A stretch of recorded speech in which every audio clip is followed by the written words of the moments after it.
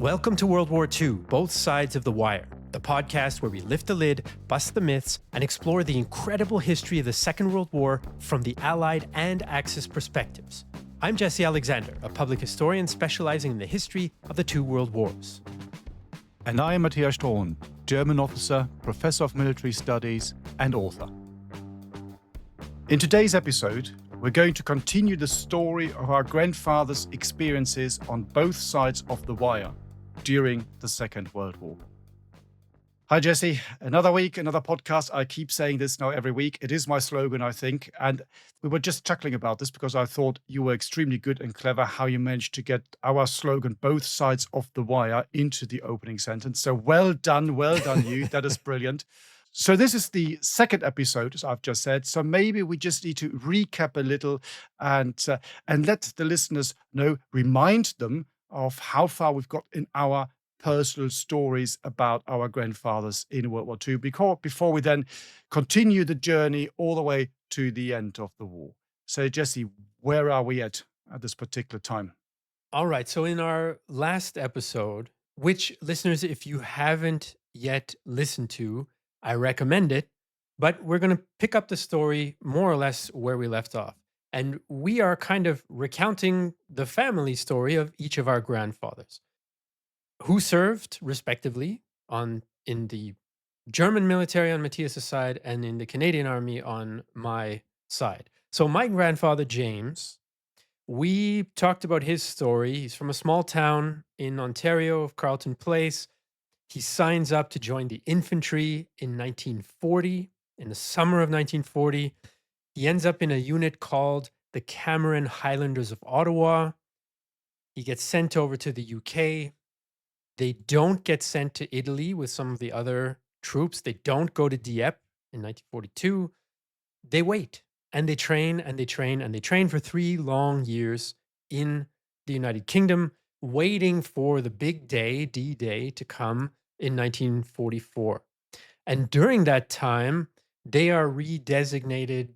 They're a machine gun unit, then they're supposed to be something else, then they're redesignated something else.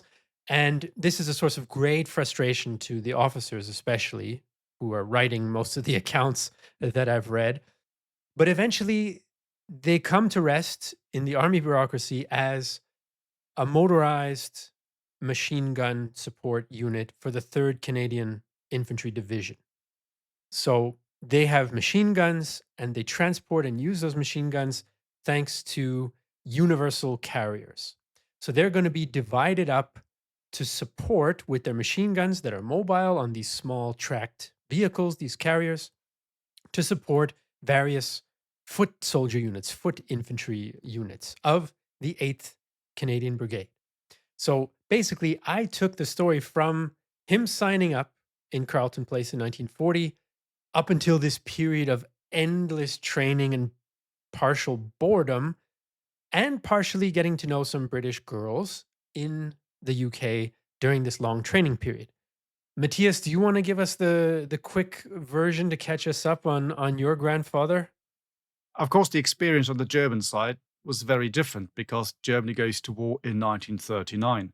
And so does my grandfather. So after he'd done his labor service, so the Reichsarbeitsdienst, and yes, dear listeners, it is one word because it is German. He's then drafted into the Air Force. He trains as an anti-aircraft gunner. He becomes a signaler, a radio operator. And with this unit, he then goes into Poland in 1939 and also into France in 1940. And he goes all the way down to the Bordeaux area, having seen the surrender at Dunkirk, where he took some very interesting pictures as well.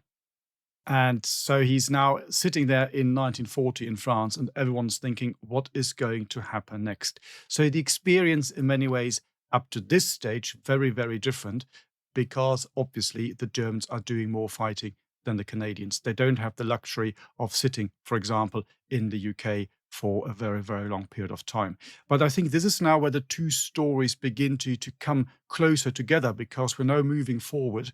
We're now beginning slowly to make our way towards the big day, D-Day, where probably they didn't meet because my grandfather wasn't in Normandy at that time, but you never know. So in 1940, after the war is over, or the campaign in the West at least is over. And Wishful thinking slipping that in is there that once is very again. true, very true. And Hitler offers peace to the Brits, but of course they decline for obvious reasons. Then of course we go into the Battle of Britain, where my grandfather played a bit of a role because he's an anti-aircraft unit. So obviously he doesn't fly across to Britain, but his task was now to protect the German airfields. And he's actually, in many ways, he's extremely lucky because when you then fast forward and you go into 1941, 42, 43, 44, and dear listeners, we've talked about this quite a bit on this podcast about the big battles on the Eastern Front. 80% of the casualties of the war occur on the Eastern Front, not the Western Front. So he was actually quite lucky because after the campaign in the West, he gets promoted to corporal as well. This is how far he ever got. That's his military career. Just Jesse, just like you said, your grandfather not being a hero, just wanting to survive. My grandfather was exactly the same. So he was awarded his Iron Cross, and I'm looking at it right now, it's up on the wall here, on the 21st of April, 1945. So this is when they're just handing them out, probably because they're running away. They had a full chest of Iron Crosses lying around. We just need to get rid of them, hand them out to anybody who hasn't got one yet. So that's when he gets his Iron Cross. So he was no hero. Just like your grandfather, he always said, I just wanted to survive. And he was lucky because when you go to these big battles in the East, he wasn't there because he now spends the entire remainder of the war on the Western Front. So his task is really to guard these airfields all the way to 1944. And after D-Day, after the breakout from Normandy, he then retreats from there. But I'll go into a bit more detail when we talk about this later on. His airfield that he was protecting was in the area of Boulogne, so not far from Dunkirk, not far from Calais. And that's where he stayed for basically 4 years. The Air Force unit, the fighter unit that was stationed there, was the one of Adolf Galland. You might have heard of him, one of the most famous German fighter aces and generals of the Second World War.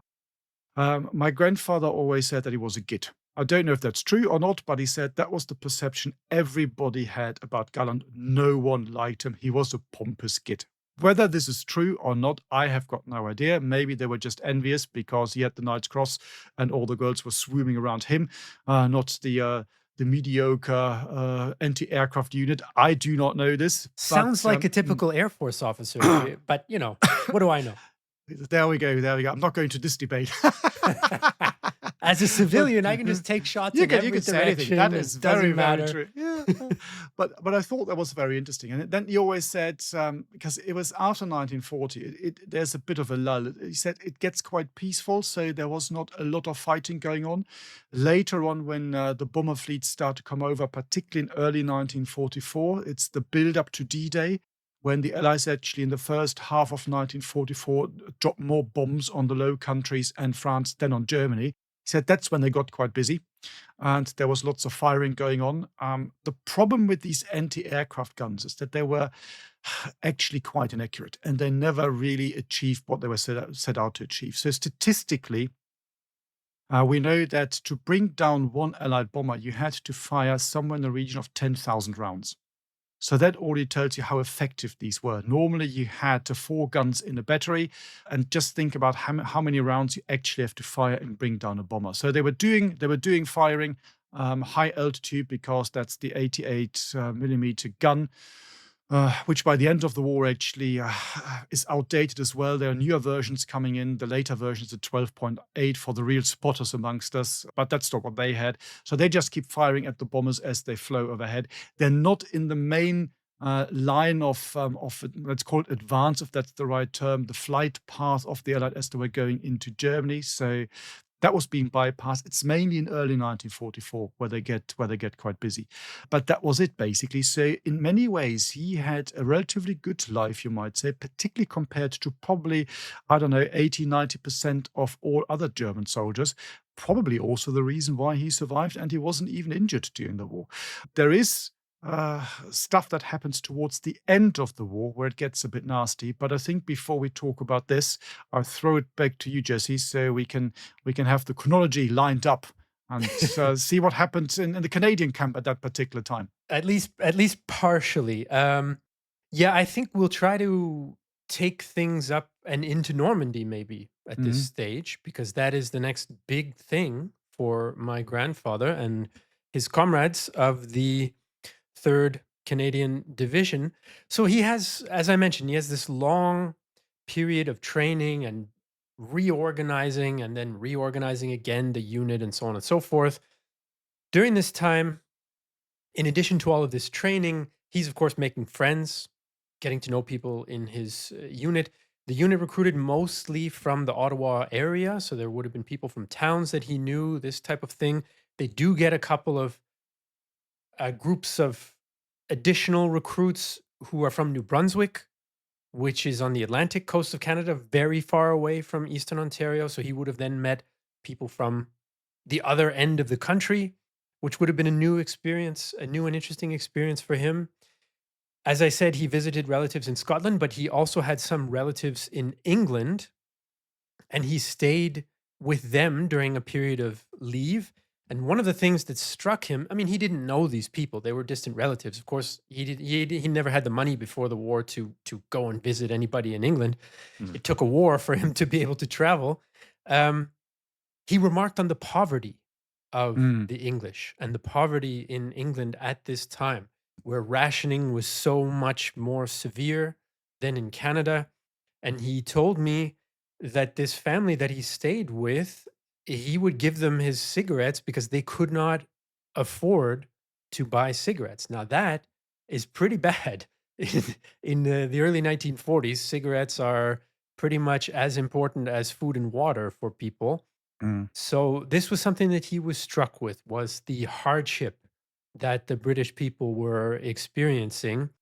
He, as a Canadian soldier, was better off than the British soldiers because their salary, Canadian salary, was higher, so they were paid more. Of course, they weren't paid anything close to what the Americans were paid, but there weren't that many Americans in Britain for the first 2 years that he was in Britain. So that might have helped him if he were, and I don't have any details on this, but it's likely that he got to know a few British women in some capacity. So of course, having a better salary is not gonna hurt. We did find after he passed away a small black address book with different addresses in the UK. Some of them were probably relatives. Some of the names were female, so we don't know, right? I'm not going to make up a dramatic story or anything about what kind of a player my grandfather was. I have no idea. He was not married at this point, folks. Don't I have no idea, but this was a part of life for Canadian soldiers in these 3 very very long years in the UK. He got nicknamed by his fellow soldiers. I think this was a very common thing. It's not so common now that people have nicknames in the English speaking world, as far as I know, other than Canadian hockey players. But at the time, it seems like everybody had a nickname. So his nickname, he had two that I know of. One was Shabby because it's a play on words on his last name, which is a French Canadian last name. So he was nicknamed Shabby, and also Slim Jim from the Boneyard. So so you mentioned, Okay. because his name is James, right? So you mentioned that your grandfather was also a slim guy, a slight build. Well, my grandfather was a very slight build. He wasn't that tall, and he was of a very thin build. So this is why he eventually was nicknamed Slim Jim from the Boneyard, a nickname that I inherited in my teenage years because I was also very very slim as a teenager and as a young man.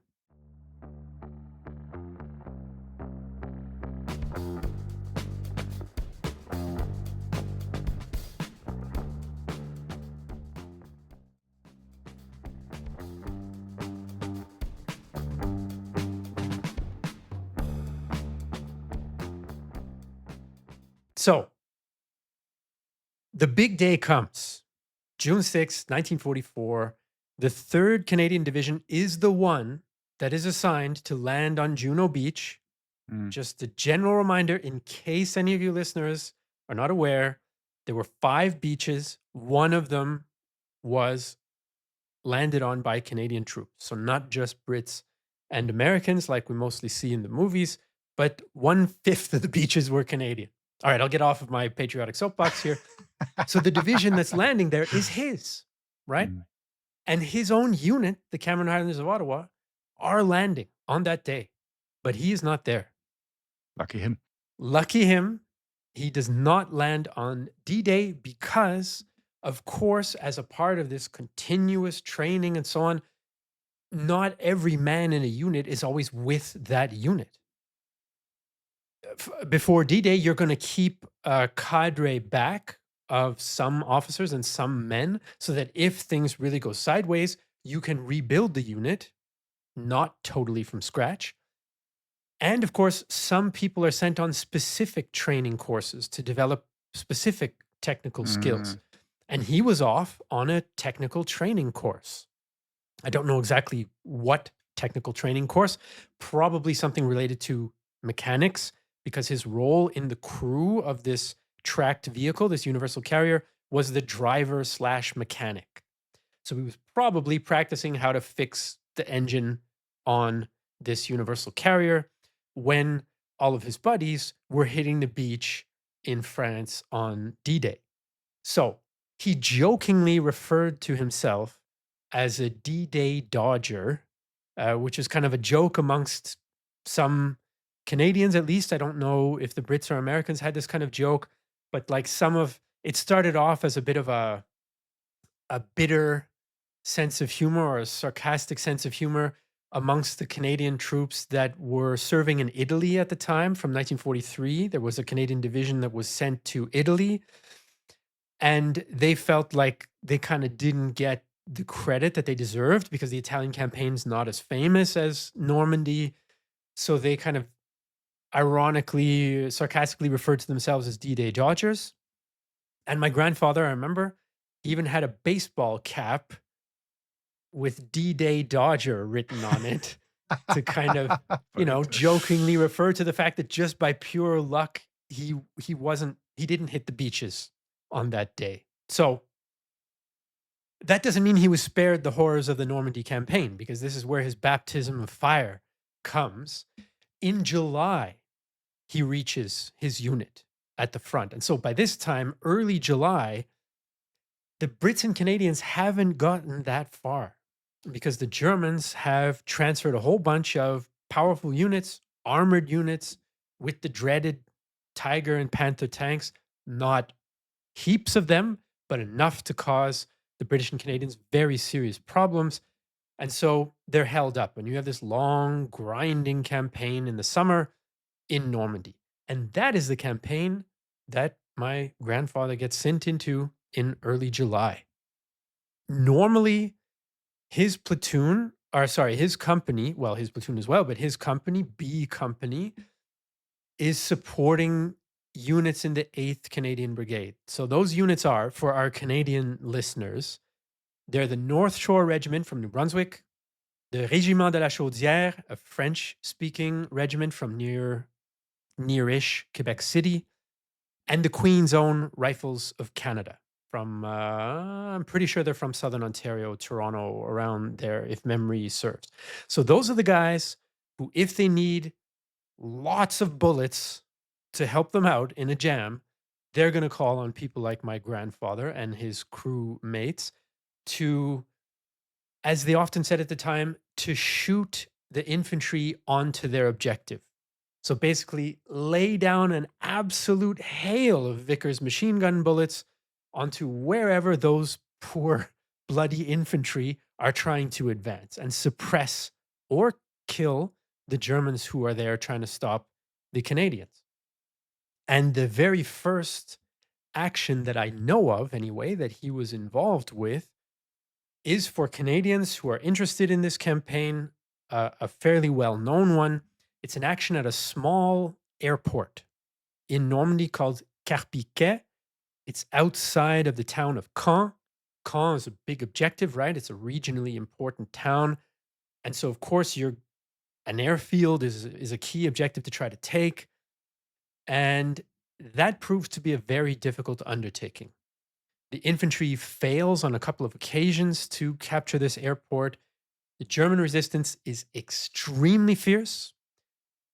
Perhaps part of the reason it's so fierce is because it's not just a regular Wehrmacht formation that they're fighting, but the bad luck my grandfather had was that his first battle is against an SS division, the 12th SS division, very infamous formation, known as the so-called Hitler Youth Division because a lot of their troops were teenagers, 16, 17, 18.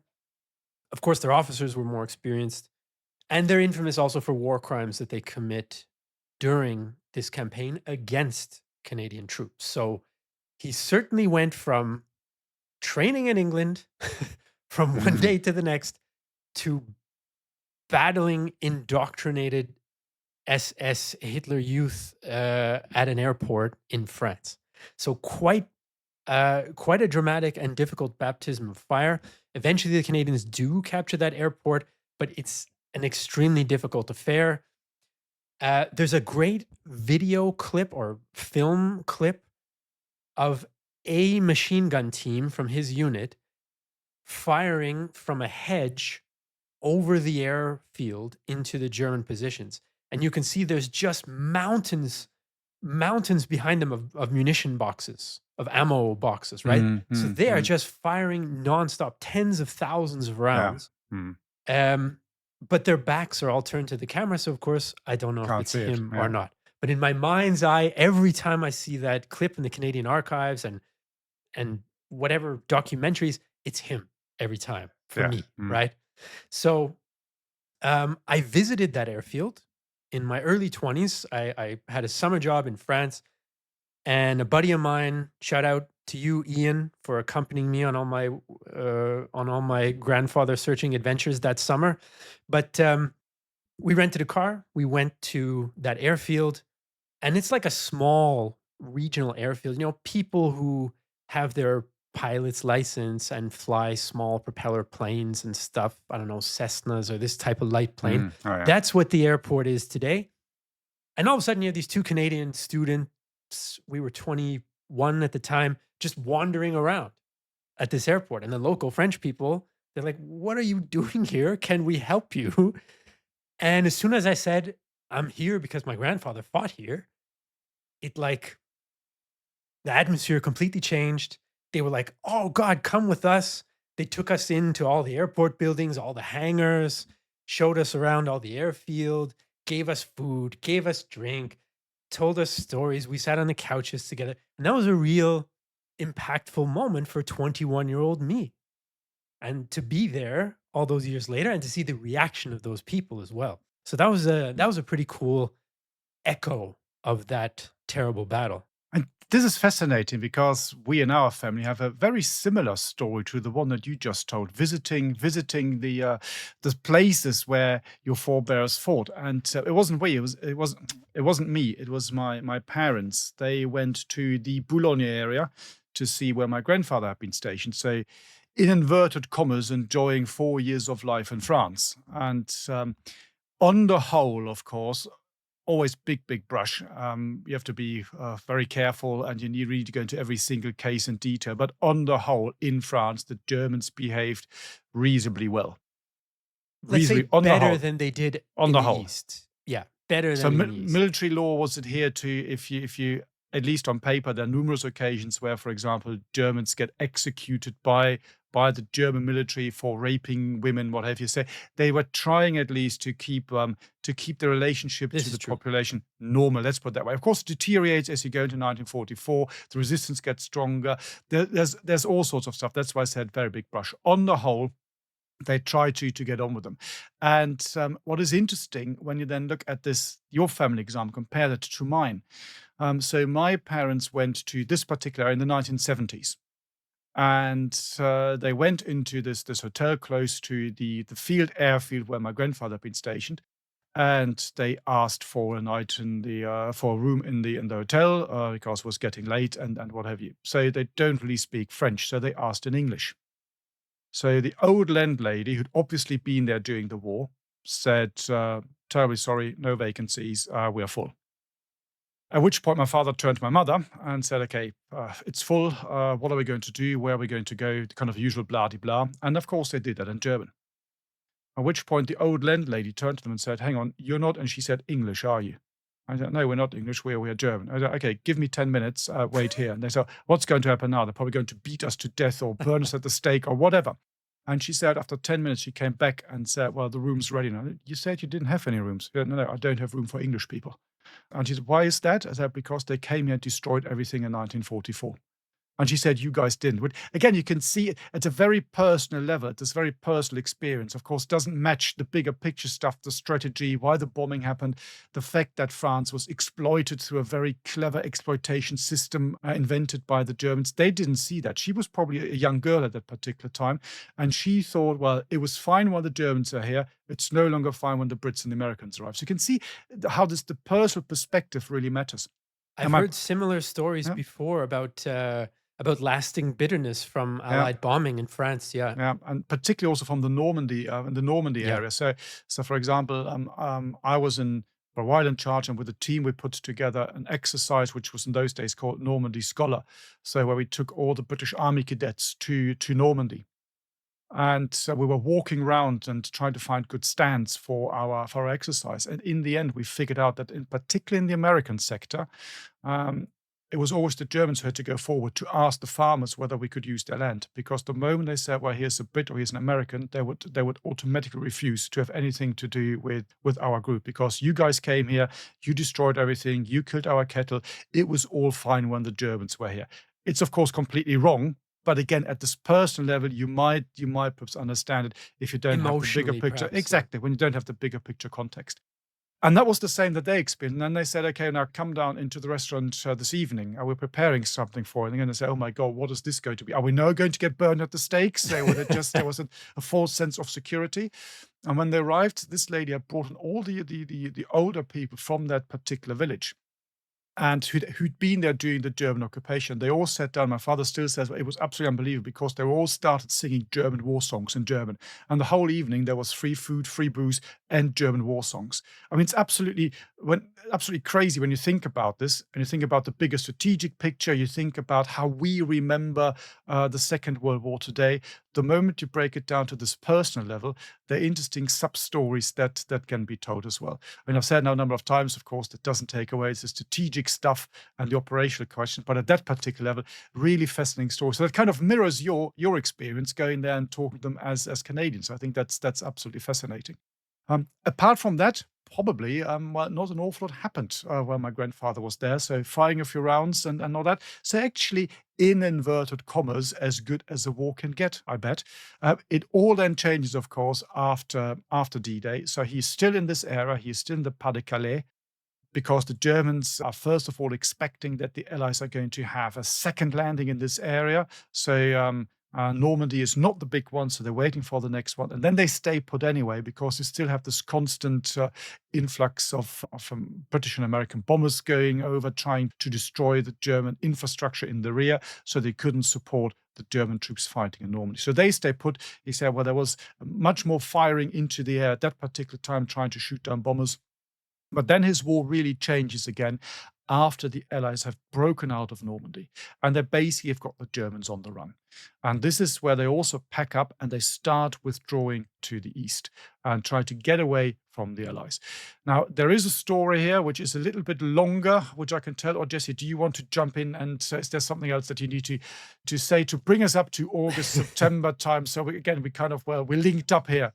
Yeah, I was going to say maybe we can bring my grandfather's story up to that August September period, so that we're sort of following along, and then we'll probably have to pick it up again in the next episode. Oh my But God. I know. We're shooting for episode 3 here at this stage, listeners. We appreciate you staying with us, and I hope you're enjoying this, listeners out there. Well, and Matthias, but you're not as important as the I'm not listeners, let's important say. at all. I hope you're enjoying as much as I am, because this is a total trip down memory lane to, my relationship with my grandfather, which was very formative. He had a big impact on me in lots of ways. We spent a lot of time together until I was 18 when he passed away. So this is something that I'm enjoying, and I hope you are too.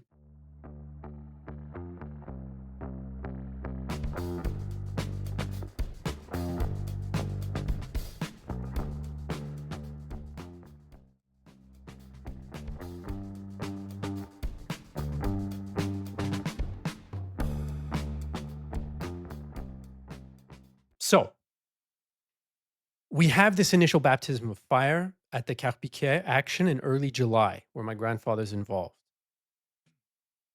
The details of what he did then in the rest of the Normandy campaign, I don't have that much. He was involved then in the bitter fighting after that to move towards the city of Caen, to capture it, and then to try to break through the Germans. The Americans are doing that in the south, but the British and Canadians are facing much, much stiffer opposition in their part of the front. So it's much, much harder for them to achieve their objectives, and they're way behind schedule. It's very hard, very grinding fighting. The Germans are trying to delay, and they're doing a good job because, hey, on the defensive, I'm not going to say you have an easy time, but somehow you have certain advantages inherent in being on the defensive, right? You don't have to take as many risks. On the other hand, the Allies have a lot more firepower to support their offensives, and this is kind of the rhythm, that grinding rhythm in July and August. My grandfather's involved in all of it, nonstop fighting for I think 63 days or something along those lines. He said at one point he didn't change clothes or take off his boots for 6 weeks. You can imagine the personal hardship that that involves. I mentioned that his first battle was against this infamous 12th SS division. So were many of his subsequent battles in those weeks. That's not the only time he faced them. And in fact, two men from his unit, the Camerons, were among those Canadians who were executed after surrendering the by the 12th SS. So he didn't go on and on about hating the SS, but he did not like them. He definitely hated the SS. He he made it very clear to me that he did not hate regular Germans, be they civilians or regular Wehrmacht soldiers. In fact, he had empathy for the experience of regular Wehrmacht soldiers. He said, they were kind of like us on a day-to-day experience. They're suffering the hardships of combat and were conscripted and so on. Although, of course, my grandfather's volunteer, it's one difference, but still. So he went out of his way to kind of make that clear to me as, an impressionable teenager, let's say. One thing that this is, it must be said, also a typical view in the English speaking world in the 50s, 60s, 70s, and 80s. He didn't come out and say the Wehrmacht was clean and didn't participate in war crimes. But that wasn't something really that was on his radar, right? The terrible parts, the war crimes, that was kind of the SS thing. So he was also shaped by the normal, common assumptions of his time as an adult after the war, not only his experiences during it, right? So that was also something that I thought was interesting at the time. This differentiation. I think that partially helped me become interested in Germany, the German language, German culture, and stuff afterwards because of this empathy that he talked about. In any case, he also respected the fighting capabilities of the Germans because he knew that his side has more firepower. His side has more men. His side has the air superiority or even supremacy in many cases. And he said, and yet they fought like mad and they made our job extremely difficult. He told me once that he was amazed that in some cases, German positions would be bombed and shelled and they crawl out from under the ruins from some basement and they're clearly dazed and messed up and they're still fighting. And he was kind of surprised at the resilience and tenacity. Now, of course, you can extend that upwards and say it's resilience and tenacity in the service of a terrible cause and so on. But he's looking at this from someone who's experiencing the same thing as them and putting himself in their shoes. And so he did have a certain respect, certainly, for the fighting abilities of German soldiers. The only thing I know about his involvement at this Battle of the Falaise Gap, where we're coming to the end of the Normandy campaign, where the Allies almost surround an entire German army, but let it escape, or parts of it anyway. which was a very grisly affair. And what he told me about the Falaise Gap was about the smell. There were so many dead Germans in this narrow passage where they were escaping to get out of this pocket that he said it was just unbelievable. Like he'd never smelled anything like that. The intensity of it. I won't go into gory details or whatever, but he did describe like how the bodies looked in the summer heat and sun, sort of barely recognizable as human beings. I mean, at this stage, he's 23 years old. This leaves an impact, right? He's telling me this in his mid 70s, and he still sort of was able to really bring across, how visceral that was. He also had a couple of very close calls, couple of very close calls. One time, British Spitfires strafed his unit by accident. Strafing, just listeners, in case you don't know, is when a fighter plane kind of comes down closer and pelts ground targets with its machine guns or its 20 millimeter cannon or 30 millimeter cannon or whatever it's armed with. So he got strafed by Spitfires. Thankfully, he was unharmed. But the closest call that was not initiated by the Germans was they got bombed by the Americans accidentally. There were a couple of terrible accidental friendly fire incidents involving the US Air Force in Normandy, and he was caught up in one of them. The RAF also accidentally bombed Canadians at some point, I think, in the Normandy campaign, but he was caught. US heavy bombers were on their way over in early August. And he said, whenever I heard aircraft engines, I always felt good because I knew it was our guys going to give the Germans hell, and that would make my job in the infantry easier. So it was always a morale boost whenever it's like, oh, yeah, I'm seeing aircraft going over. Good. So he sees these big American bombers going over and hears them. And he has this thought, yeah, going to give the Germans what for? Going to help us out. And then he said, and then we're looking and we see the bomb bay doors open. Yeah. Hmm. And Yeah. Whoops. that's not a good sign. So, of course, you always take precautions. And they were in a rear area. They weren't right at the front. They were just behind the front, but they'd stopped and bivouacked or whatever. And anytime you stop, you dig a hole. It doesn't matter whether you're going to stay there long or short, but generally, he told me, one of the first things you do is you dig a hole because you don't know when you're going to need that hole. If you start getting shelled or whatever. And so everybody made a beeline for their hole, jumped in the foxhole, and then the bombs start coming. And nearby British and Polish units, because there was a Polish armored division in the Canadian army as well. So yeah, what happens is 65 Canadians in the area where he was get killed, and something like 200 and something get injured.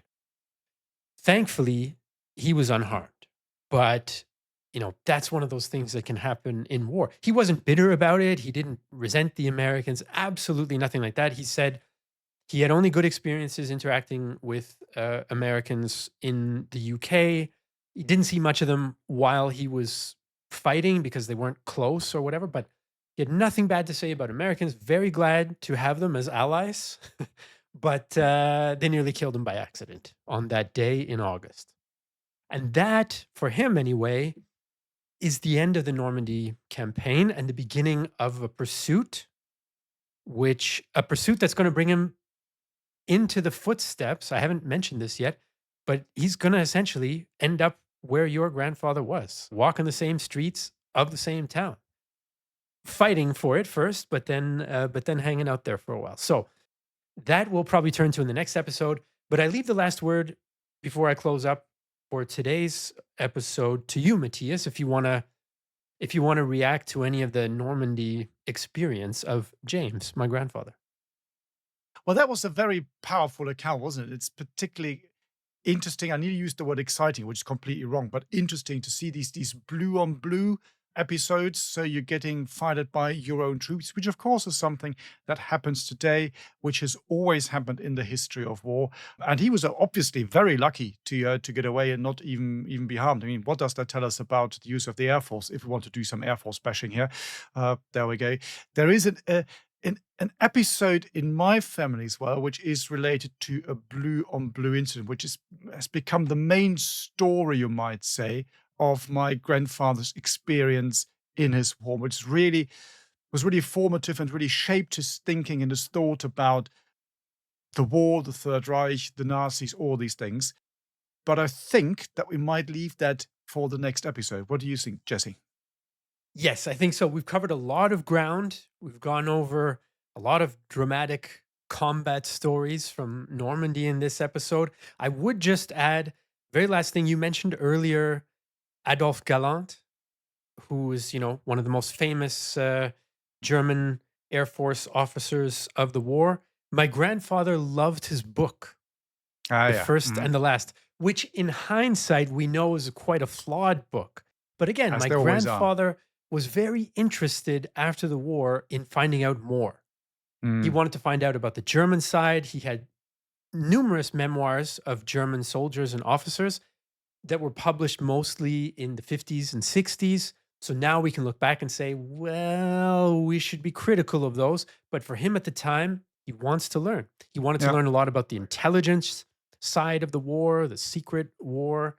So I thought that was interesting. There's a Gallant kind of indirect connection. Interesting, isn't it? How many connections we've already Indeed. established, all indirect. But isn't it fascinating to see that war at this particular level, regardless of what side you're on, tends to be, I wouldn't say the same, but reasonably similar in There are many parallels. ways. There are parallels. It's Yeah. fascinating, isn't it? And the other one, the last one that I wanted to just throw out there is about the guns, about the anti-aircraft guns, the German ones, the 8.8 centimeter or 88 millimeter guns. My grandfather, like many other Allied soldiers, was very clear that he was very afraid of those guns because the Germans often used them in an anti-tank or anti-vehicle role, not only in an anti-aircraft role. Of course, that's the gun that was mounted also on like the Tiger and so on. A very, very effective weapon.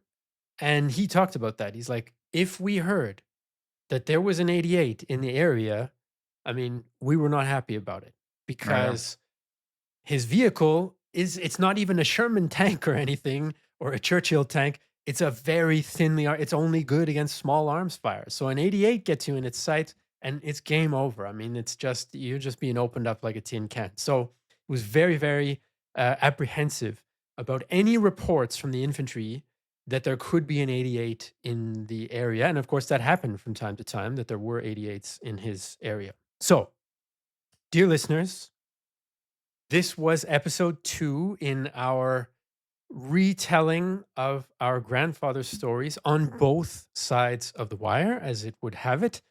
If you are interested in supporting our podcast, you can go to bothsidesofthewire.com. And you can even get access to exclusive content that's not in the normal podcast. It's extra material that Matthias and I think up. You think we talk a lot on the podcast? No, there's even more. And it's in our war room, which is accessible on our website. And you can get a free 1-month trial using the code DEEPDARKWOODS, all one word. So we will see you hopefully in the war room at bothsidesofthewire.com. And we will see you in the next episode. You've been listening to World War II Both Sides of the Wire, a Battle Guide production. To support the creation of future episodes, consider joining our dedicated supporter community, where you can enjoy exclusive benefits and connect with like-minded individuals. For more information, please see the show notes, and if you appreciated this episode, please leave a review on your chosen podcast platform. Thank you for listening. I think we need to do a little bit of recapping and taking the reader by the. Sorry, taking the reader. We don't have readers, we have listeners. Go back. Because You never know. Maybe they're reading a transcript, an AI always- transcript I of this. always don't put know. that into my writing. When you take the reader by the hand. Right. So there we go. So I do it again. Rewind.